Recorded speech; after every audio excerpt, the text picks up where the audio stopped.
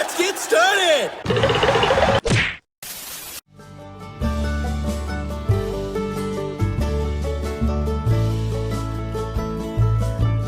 But I'm afraid we have a spy. Someone's working with a curse or a curse user here. Impossible! A curse user's one thing, but working with curses? Hey, that character sounds exactly like you, Mrs. Mindlayer. Of course. You do voice acting now?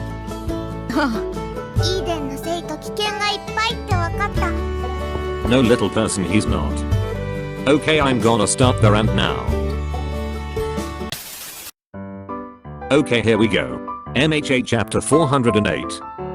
It's the continuation of the flashback from the previous chapter, this time featuring cool quirk scanning technology, people hanging out in the sewers, and Mr. Demon Lord using a very strong cleave to defeat Mr. Smokescreen.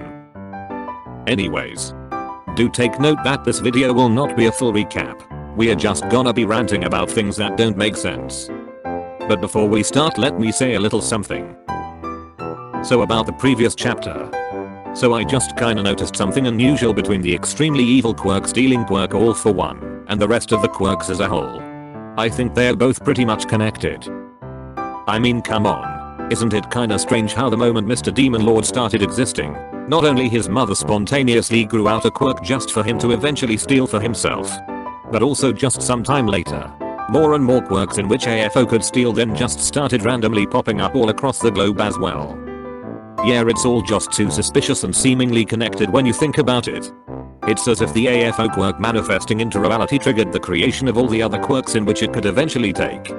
It almost feels like a demonic summoning ritual gone horribly right, seeding the world of unique powers just for the Demon Lord to harvest them all.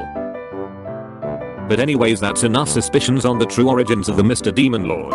Let's just start with the rant. Okay, so about chapter 408. So like I said before, it's a continuation of the flashback from the previous chapter. And pretty much just like 407, this one's also straightforward, direct to the point, and feels incredibly rushed as well. Before finally ending the entire flashback mini story altogether and going back to the present events.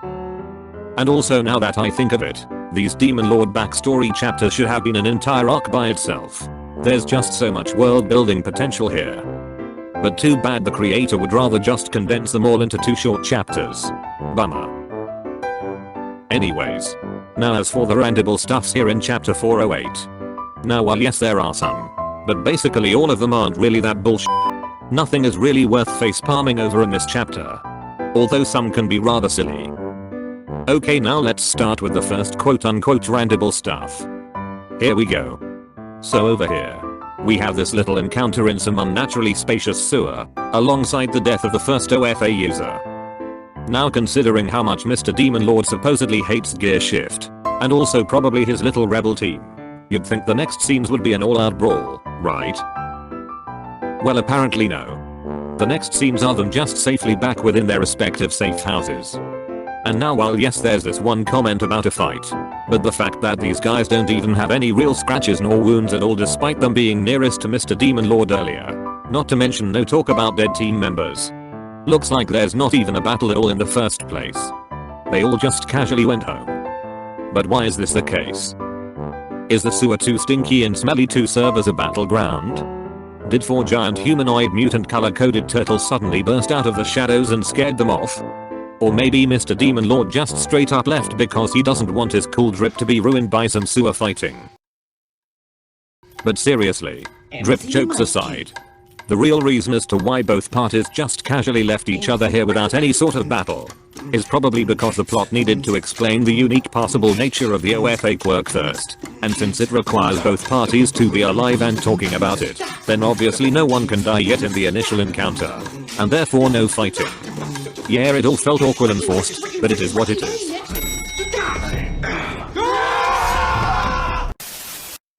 Okay, now let's move on to the next bunch of stuff I could talk about. Mr. Demon Lord getting punched and dying. Okay, so with the arrival of this scene, despite how badass it initially looked like, I couldn't help but notice how absolutely f***ing brittle as Prime Demon Lord is. I mean, come on. So I'm sure we already all know at this point how powerful Superman is, regardless of whether his prime form or not. His punches can absolutely wreck the out of his targets and make them go flying off into the opposite direction, accompanied by various special effects. But over here in chapter 408, there's somehow no such amazing display of power. Apparently all Superman needed to do to kill Prime Demon Lord back in the day is just deliver a direct moderately powerful boop on his face. And then bam. Prime Demon Lord dropped dead right on the spot. He didn't even fly off. Which means that this here face destroying punch pretty much only has the same power as this other punch.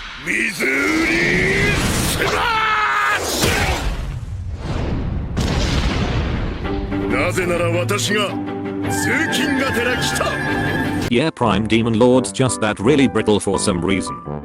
But to further see how brittle Prime Demon Lord is, just check out his rewind shenanigans. So over here, carefully notice how Prime Demon Lord literally just took one single wind boosted shadow puppet smash, and he somehow took so much f***ing damage from it that he literally rewinded back over 100 years younger into his teenage self. But once in his teenage form, he can now somehow take more damage, but only rewind him a few years younger, as if his young self is a whole lot tougher. And meanwhile there's also his potato form, who can just casually tank a United States of Smash and literally turn out just fine. Not even breaking a single tooth. So yeah. All in all, Prime Demon Lord may be extremely powerful, but he's also ridiculously brittle. He put all his stat points into damage and nothing else. A literal glass cannon. And also about him dying. So yeah, apparently Mr. Demon Lord actually got killed by Superman some time ago. You know, I find this sudden reveal quite odd, because this should have been a very big deal in universe. And yet the plot just completely glossed over it aside from one quote from a long time ago which could just be easily brushed off as some random taunt. Hell, these two literally faced off against each other here in the finale just a couple of chapters ago and not one of them even mentioned anything about it. You know what, I think the creator just added in this last minute extra tidbit to trash Mr. Demon Lord even more, so that his more extreme garbage clown final boss could at least look somewhat better. Okay.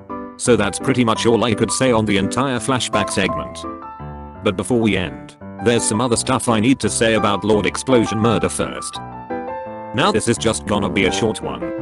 I'd just like to point out that the plot now seemed to have fully forgotten that Lord Explosion murder is supposed to feel excruciating pain for every single move he makes. The guy's been casually blasting around for quite some time now and he's looking like he's just not in any pain at all. Also, the gear shift theory is now officially debunked. What the hell, I just made a video about that last week. But anyways, gear shift debunking aside, now that I have said everything I need to say, rant over.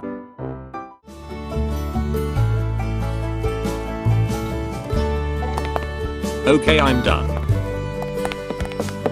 Clever, comrade. Watch this. My joy in life has always come from protecting and serving others. I've never really wanted to become a king. Oh hey, Deadline, you do voice acting too. Of course. They allow demon lords in recording booths now? Yup, you should do voice acting too. Well, technically I already do some quote-unquote voice acting. You should check out some meme videos on YouTube.